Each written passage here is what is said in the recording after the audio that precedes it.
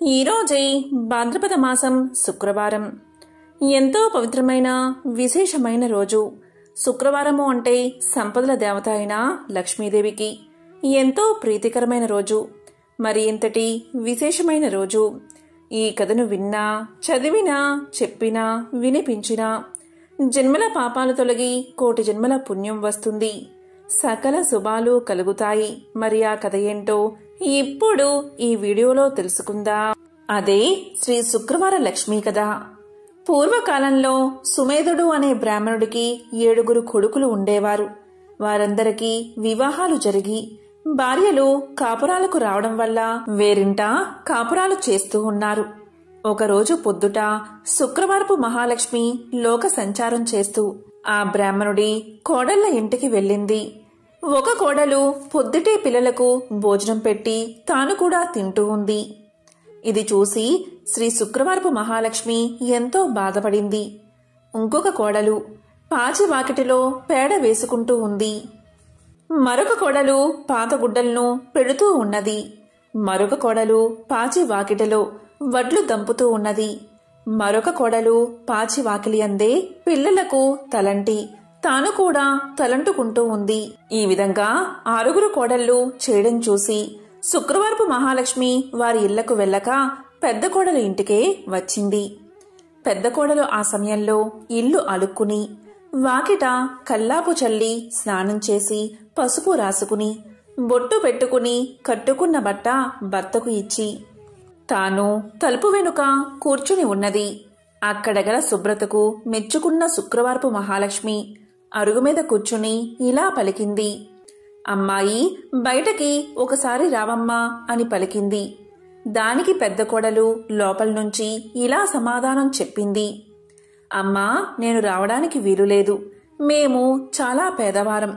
మాకు ఒకటే బట్ట ఉండడం వల్ల దానిని నా భర్తకు ఇచ్చి యాయావారానికి పంపాను. నా భర్త వచ్చే వరకు నేను ఇక్కడే కూర్చుంటాను అని సమాధానం చెప్పింది.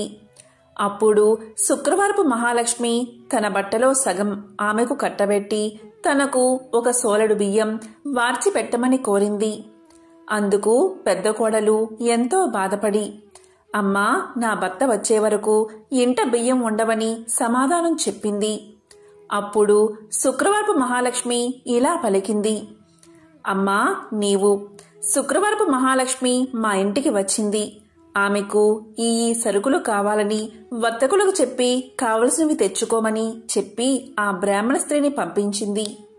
దాంతో పెద్ద కోడలు శుక్రవారపు మహాలక్ష్మి చెప్పిన ప్రకారం కోమటి ఇంటికి వెళ్లి తన ఇంటికి శుక్రవారపు మహాలక్ష్మి వచ్చిందని తెలిపి పప్పు, బియ్యం, మిగతా వంటకు కావలసిన పదార్థాలన్నీ ఇమ్మని కోరగా అతడు వాటన్నిటినీ ఇచ్చాడు. తరువాత పెద్ద కోడలు శుక్రవారపు మహాలక్ష్మి చెప్పిందని తెలుగువాణి దగ్గరకు వెళ్లి మా ఇంటికి శుక్రవారపు మహాలక్ష్మి వచ్చింది. ఆమెకు ఈ పదార్థాలు కావాలని తెలుగులవాణ్ణి కోరగా తెలుగులవాడు తెలగపిండిని, నూనెను ఇచ్చాడు.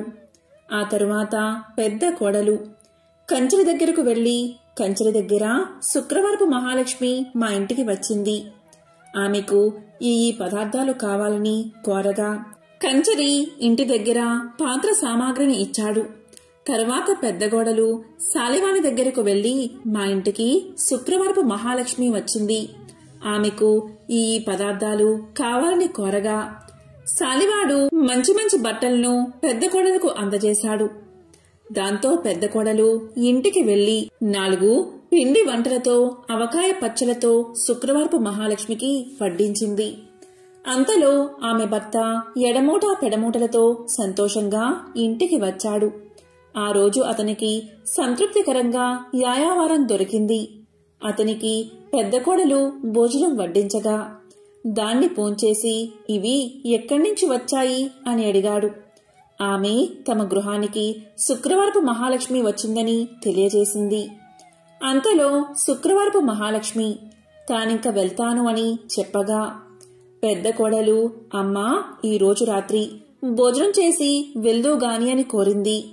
దానికి శుక్రవారపు మహాలక్ష్మి అంగీకరించి రాత్రి భోజనమైన తర్వాత నేను వెళ్తాను అని చెప్పగా అప్పుడా బ్రాహ్మణ స్త్రీ అమ్మా, ఇంత చీకట్లో ఎక్కడికి వెళ్తావు?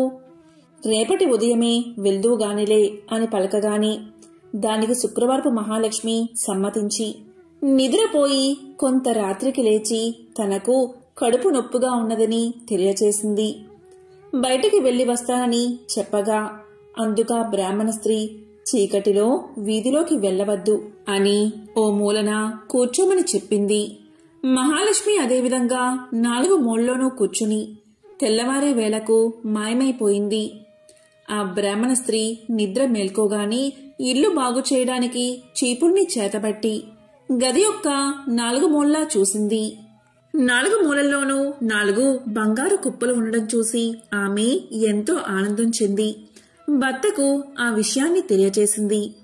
అప్పుడు భర్త తమ ఇంటికి వచ్చిందని సాక్షాత్తు మహాలక్ష్మీదేవే అని భావించి తమపై ఆమె చూపిన దయను తలుచుకుని ఎంతో సంతోషంతో భార్యతో కలిసి శుక్రవార నోమును నోయించుకుని భాగ్యాలను బడసి భక్తి విడువక సంతోషంగా కాలాన్ని గడిపాడు.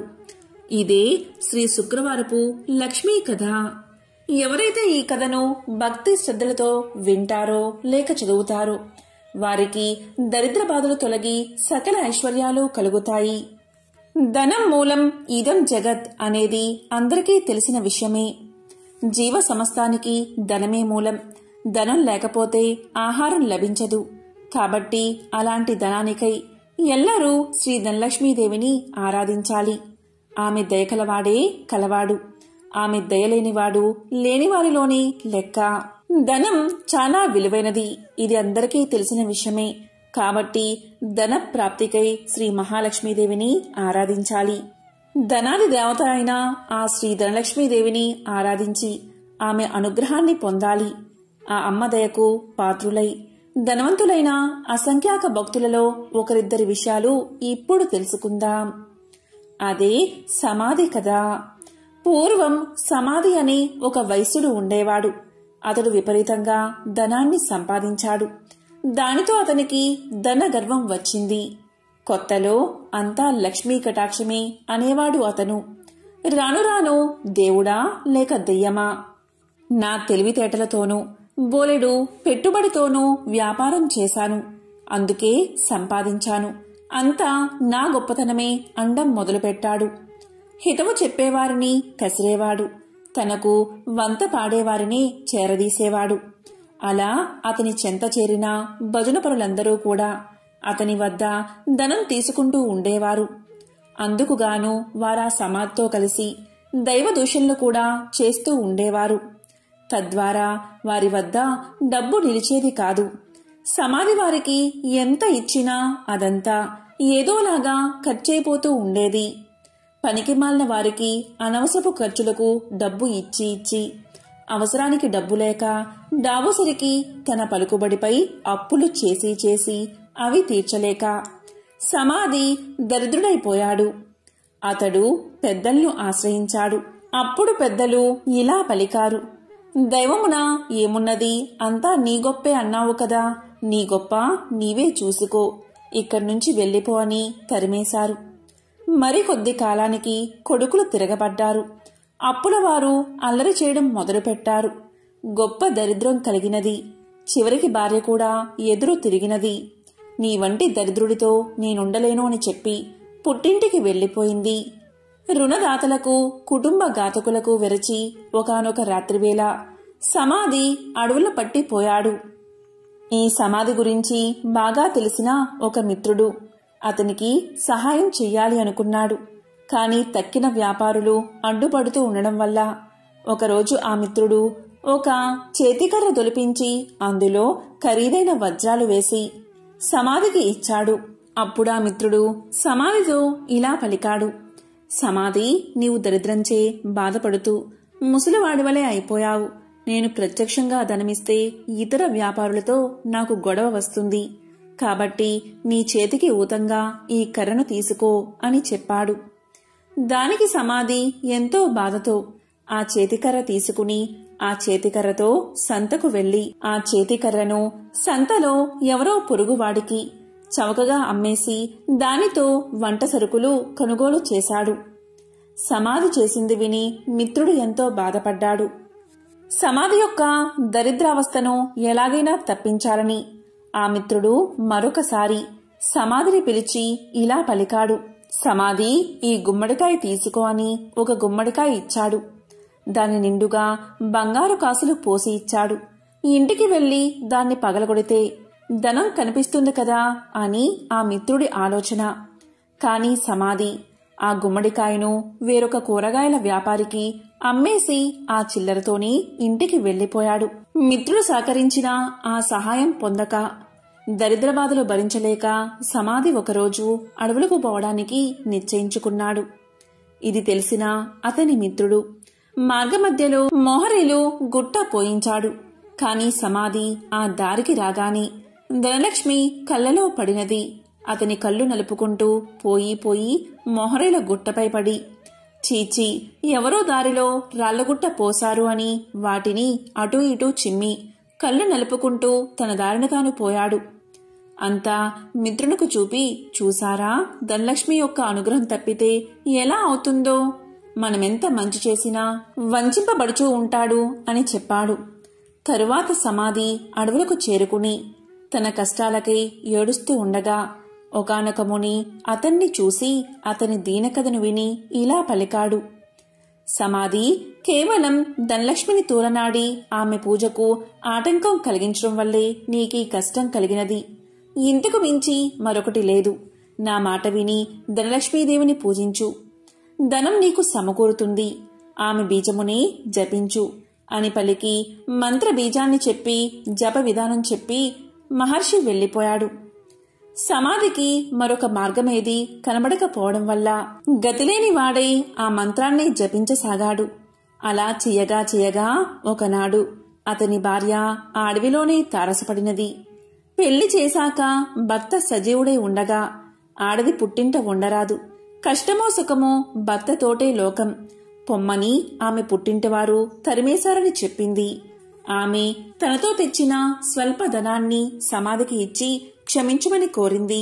అతి త్వరలో దీపావళి రాబోవుచుండడచే సమాధి ఆదనంతో నగరానికి వెళ్లి తగు సామాగ్రలు కొని అదేవిధంగా పురోహితుడికి క్షమాపణ చెప్పుకుని తనతో పాటు అడవులకు తీసుకువచ్చాడు.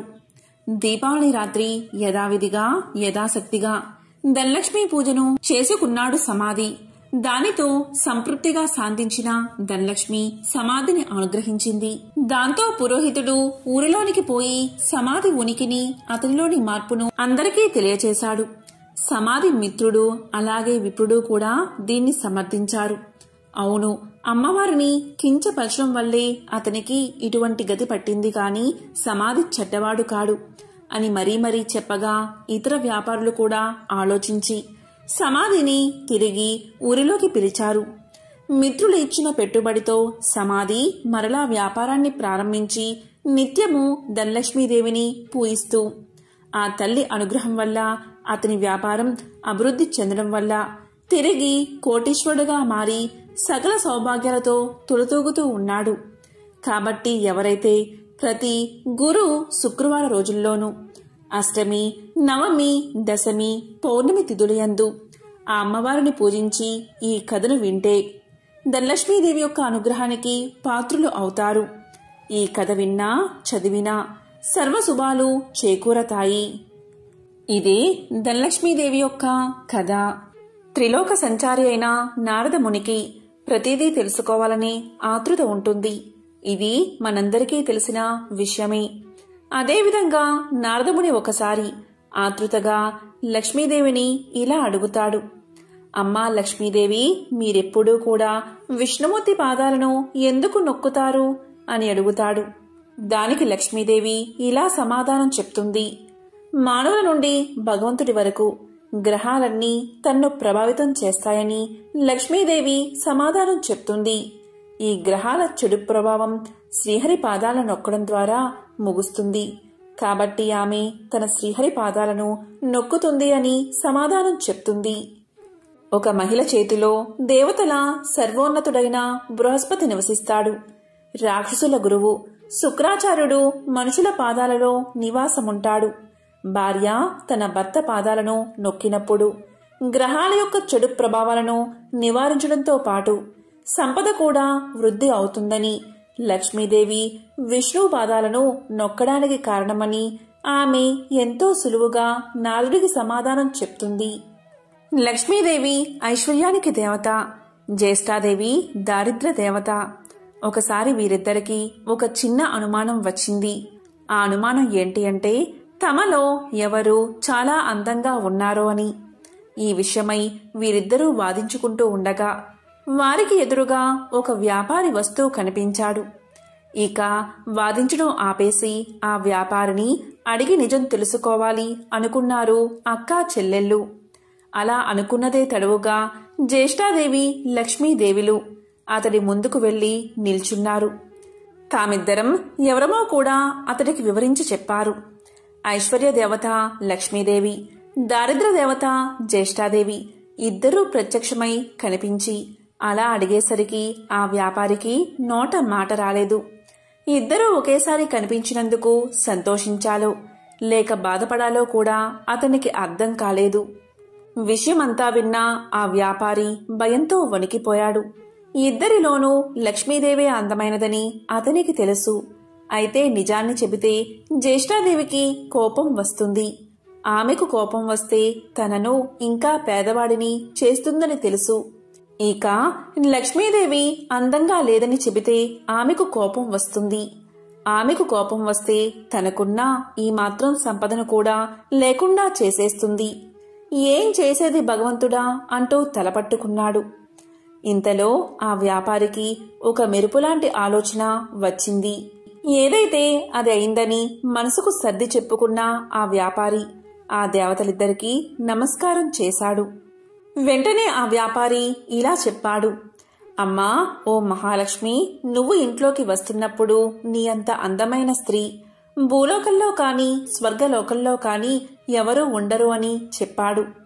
అలాగే జ్యేష్ఠాదేవి వైపు చూసి, అమ్మా, ఓ జ్యేష్ఠాదేవి, నువ్వు ఇంటి నుంచి బయటకు వెళ్తుంటే నీ అందం సొగసు వర్ణించేందుకు మాటలు చాలవు.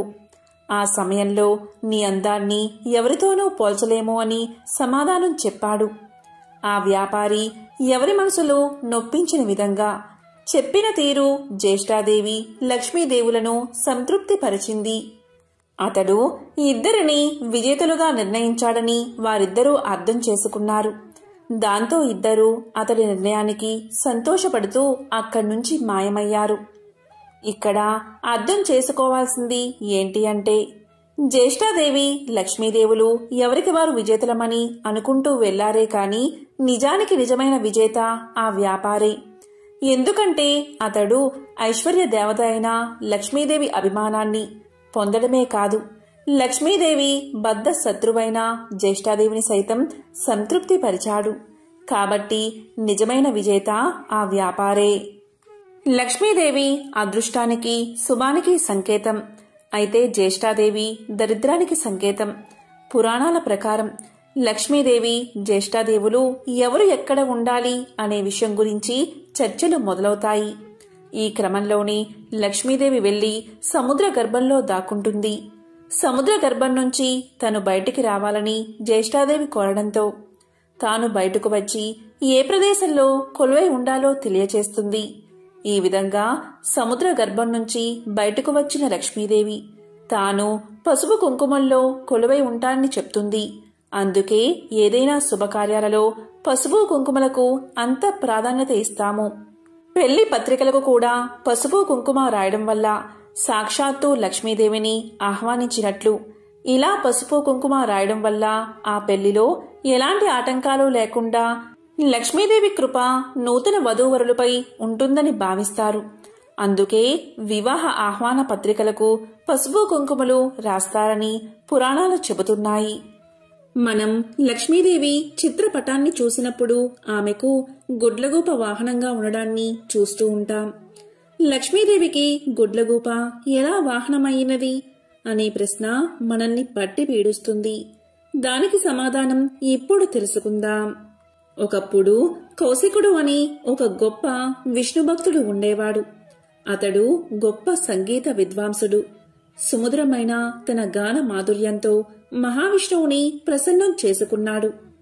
స్థూల శరీరాన్ని విడిచిన తర్వాత విష్ణులోకాన్ని చేరుకున్నాడు. శ్రీహరి తన ప్రియభక్తుణ్ణి స్వాగతించి అతని గౌరవార్థం అంతరంగిక సంగీత సభ ఒకటి ఏర్పాటు చేశాడు. ఆ సభలో దేవర్షి నారదుడికి ప్రవేశం లభించలేదు. తుంబురుడికి సకల మర్యాదలతో స్వాగతం చెప్పారు. తనకు ప్రవేశం లేకపోవడం అటుంచి తన ప్రత్యర్థి అయిన తుంబురుడికి స్వాగత సత్కార్యాలు లభించడం చూసిన నారదుడు ఎంతో మండిపడ్డాడు. అయినా తమాయించుకుని లక్ష్మీదేవి మందిరంలోంచి లోనికి పోవడానికి ప్రయత్నం చేశాడు. అక్కడ కూడా లక్ష్మీదేవి యొక్క చెలికత్తెలు నారదుడికి అడ్డుపడ్డారు. దానితో ఎంతో కోపగించిన నారదుడు మహాలక్ష్మిని శపించాడు. అది తెలిసిన వెంటనే లక్ష్మీనారాయణులు నారదుని ముందు ప్రత్యక్షం అయ్యారు. తమను మన్నించమని వేడుకున్నారు. అప్పటికి నారదుడి కోపం శాంతించింది. తన తొందరపాటుకు పశ్చాత్తాపం మొదలైనది. శరీరమంతా చెమటలు పట్టాయి. కీలరిగి వాత పెట్టడం బాగా తెలిసిన నారాయణుడు చేసిన దానికి సిగ్గుపడుతున్న నారదుణ్ణి చూసి ఇలా పలికాడు. నారదా, నీ కోపం కారణం నాకు తెలుసు. నిజానికి భక్తి జ్ఞానములయందు శీలవర్తములయందు తుంబురుడు నీకన్నా కపటి కాడు, గర్విష్ఠుడు కాడు. కపట భక్తిని ప్రదర్శించేవారు ఎన్ని తీర్థాలు సేవించినప్పటికీ వ్యర్థం. భక్తి శ్రద్ధలతో నన్ను కొలిచేవారికి అవశ్యం వశుడనే. సంగీతం చేత నన్ను చేరవచ్చునని చాటి చెప్పడానికే కౌశిక తుంబురులను నేను సత్కరించాను. నీ శాపానికి ఏమీ బాధపడకు, లోకహితమే జరుగుతుంది, చింతించవద్దు అని చెప్పాడు నారాయణుడు. నారదునికి అప్పటికి జ్ఞానోదయమైనది. ఓ దేవదేవా, నా తప్పులను క్షమించు. అవివేకి వలె ప్రవర్తించాను, నన్ను కాపాడు. తుంబురా, కౌశికుల వలె సంగీతంలో మేటినైతే ఇంతటి విపరీతం జరిగి ఉండేది కాదు కదా అంటూ కట్టెలు తెంచుకుని ప్రవహిస్తున్న కన్నీటి వరద మధ్య నారదుడు నారాయణుడి పాదాల మీద పడ్డాడు. భక్తుని పశ్చాత్తాపం భగవంతుడి హృదయాన్ని కరిగించింది. తన దివ్య హస్తాలతో నారదుణ్ణి పైకి లేపాడు నారాయణుడు. ధైర్యాన్ని చెప్పాడు. సంగీతం నేర్చుకోవాలన్న కుతూహలం నిజంగా ఉంటే తాను చెప్పినట్లు చెయ్యమన్నాడు. ఉత్తరాన మానస సరోవరానికి అవతల ఒక పర్వత శిఖరముంది. దానిమీద ఒక దివాంతం ఉంది. ఆ ఉలూకాపతికి శుశ్రూష చేసి సంగీతంలో మేటివి కమ్మని దీవించాడు నారాయణుడు. దీంతో నారదుడు శ్రీమన్నారాయణుడికి కృతజ్ఞతలు ప్రకటిస్తూ చేతులు జోడించిన నారదుడు సెలవు పుచ్చుకున్నాడు. వెంటనే మనోవేగంతో మానస సరోవరం చేరుకున్నాడు. కమ్మని సంగీతం అస్పష్టంగా వినిపిస్తుంది.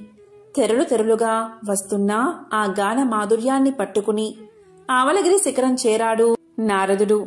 గంధర్వ, కిన్నెర, కింపురుష, అప్సరసాదులెందరో అక్కడ సంగీతాభ్యాసం చేస్తున్నారు. వారి మధ్య గురుపీఠం మీద దివ్యకాంతులతో ప్రకాశిస్తున్న గానబంధు నారదుణ్ణి చూడగానే వినయంతో ఆసనం దిగి ఎదురు వెళ్లాడు. ఆనందంగా ఆసనం చూపి కుశల ప్రశ్నలు వేశాడు. ఎందుకు వచ్చాడో కారణం చెప్పమని ప్రార్థించాడు. నారదుడు గానబంధు వినయానికి, సంగీత పాఠవానికి ఆశ్చర్యపోయాడు. తనకు తెలియని ఈ సంగీతవేత్త ఎవరని ఆలోచనలో పడ్డాడు. అతడు ఎవరైతేనేం, తనకు కావలసినది సంగీత విద్య. ఉలూకాపతికి నమస్కారం చేసి జపతపాదులకు సాధ్యం కాని శ్రీహరిని తుంబుర కౌశికులు గాన మాధుర్యంతో వశం చేసుకున్నారని, తనకు అలాంటి దివ్యగాన విద్యను ప్రసాదించమని వేడుకున్నాడు. గానబంధు అంటే ఉలూకాపతి. నారదుడి ఆంతర్యం గ్రహించి ముందు తానెవరో వివరించసాగాడు. ఓ నారద మహర్షి, నేను చెప్పేది శ్రద్ధగా వినండి. పూర్వం భువనేశుడు అనే రాజు ఉండేవాడు. అతడు చాలా జాలిగుండె కలవాడు, ధర్మవర్తనుడు. సంప్రదాయానుసారం ధర్మకార్యాలన్నీ క్రమం తప్పకుండా నిర్వహించేవాడు. అటువంటి ఉత్తమ పాలకుడు సంగీతాన్ని మాత్రం నిషేధించాడు. ఎవరైనా గానాలాపన చేస్తే మరణశిక్ష విధించమని మంత్రులకు తెలియచేశాడు. భగవంతుణ్ణి కూడా భక్తి గీతాలతో స్తుతించకూడదని చాటింపు వేయించాడు. ఒకరోజు హరిమిత్రుడు అనే భక్తుడు రాజు ఆజ్ఞను మర్చిపోయి భగవంతుణ్ణి కీర్తిస్తూ గానం చేశాడు. ఆ గాన మాధుర్యంలో మునిగిపోయిన ప్రజలు కూడా పాడకూడదు అన్న విషయాన్ని మర్చిపోయారు. వెంటనే రాజభటులు వచ్చారు. హరిమిత్రుణ్ణి రాజు ముందు నిలబెట్టారు. రాజు ఆలోచించాడు. పాడినవాడు బ్రాహ్మణుడు. బ్రహ్మహత్య మహాపాపం, మరణశిక్షతో సమానమైనది రాజ్య బహిష్కరణ. ఇలా ఆలోచించి హరిమిత్రుడి సంపదనంతా స్వాధీనం చేసుకుని రాజ్యం నుంచి వెళ్లగొట్టాడు రాజు. కాలచక్రం తిరగడం మానదు కదా. కొంతకాలానికి రాజు మరణించాడు. పుట్టిన ప్రతి ప్రాణి గిట్టక తప్పదు. అలాగే గిట్టిన ప్రాణి కూడా పుట్టక తప్పదు. నరుడిగా మరణించిన రాజు గుడ్లగూపగా జన్మించాడు. దివాంద జన్మ కాబట్టి రాత్రులందే ఆహారం సంపాదించుకోవాలి. తిండి ఒక సమస్యగా తయారైనది. పురాకృత దోష ఫలితం కాబోలు. ఒకసారి 4 రోజులైనా ఆహారం దొరకలేదు. ఆకలి దుర్లభమైపోయినది. చివరికి మరణాన్ని ఆహ్వానించాడు. అతడు పూర్వజన్మలో చేసుకున్న సుకృతం వల్ల మరణదేవత యమధర్మరాజు వచ్చి ఎదురుగా నిలబడ్డాడు. ప్రాణం తీయకుండా ఎదురుగా నిలబడ్డ యముణ్ణి చూసి, ధర్మరాజా, ఎందుకు ఈ విధంగా నన్ను బాధపెడుతున్నావు? నేను గత జన్మలో రాజుగా ప్రజలపై ఎంతవరకు దయాదాక్షిణ్యాలు చూపించాలో అంతవరకు చూపించాను. నీవెందుకు నాపై దయచూపవు అన్నాడు భువనేశుడు. దివాంగ స్థితికి యమధర్మరాజు ఎంతో జాలిపడ్డాడు. తాను చేసిన తప్పేమిటో తెలియకుండా ఎవరైనా శిక్ష అనుభవించడం ధర్మం కాదు కదా. తెలిసినప్పుడే కదా పశ్చాత్తాపం కలిగేది. అలా ఆలోచించి అసలు విషయం చెప్పాడు యమధర్మరాజు. దివాందమా, నీవు రాజుగా ఉన్నప్పుడు అనేక సత్కార్యాలు చేసిన మాట నిజమే. కాని పరమాత్ముణ్ణి వేద మంత్రాలతో మాత్రమే స్తుతించాలని శాసించడం నీ మూర్ఖత్వం. పరమ పావనమైన సంగీతంతో హరికీర్తన చేసిన హరిమిత్రుణ్ణి శిక్షించిన పాపం తక్కువైంది కాదు కదా. ఆ పాప ఫలితం కొండంతై నీకు లభించిన పుణ్యఫలానికి మించిపోయింది. అదే నేడు నిన్ను పట్టి పీడిస్తుంది. విష్ణు భక్తులకు చేసిన కీడు నీకీ అవస్థ తెచ్చిపెట్టింది. దీని నుంచి బయటపడ్డం ఎవరికీ సాధ్యం కాదు. సమవర్తి చెప్పింది విన్నాక, అంటే యముడు చెప్పింది విన్నాక గాని దివాందానికి తాను చేసిన తప్పేమిటో అర్థం కాలేదు. ఏ మార్గంలో అయినా భగవంతుణ్ణి స్తుతించవచ్చు అనే జ్ఞానం కలిగింది.